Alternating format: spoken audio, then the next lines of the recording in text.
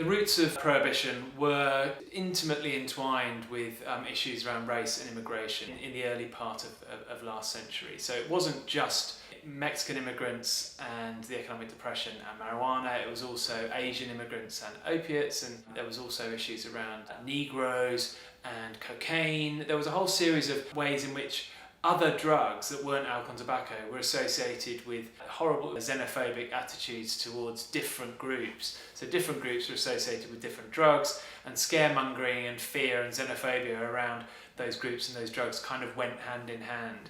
And the policy responses in terms of prohibitions and enforcement against those drugs became tools of oppression to express some of those racist, xenophobic attitudes.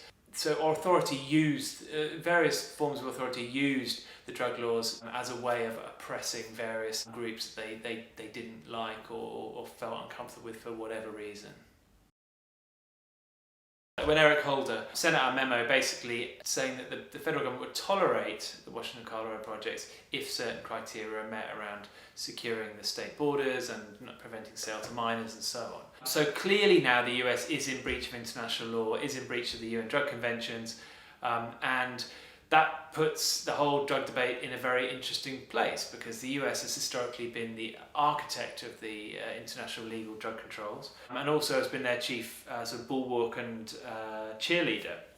So the fact now that the US is actually in breach of its own kind of creation, as it were, is just a very interesting situation, not least because it diminishes the authority of the US to now go around being the bully of the world in terms of forcing other countries to tag along, and where countries have just threatened to or actually stepped out of line on the drug conventions, the US has come down on them pretty hard. Their ability to do that is now dramatically reduced. So what's happened in Washington, Colorado has changed the nature of the debate in terms of high-level UN international forums and US engagement in that debate.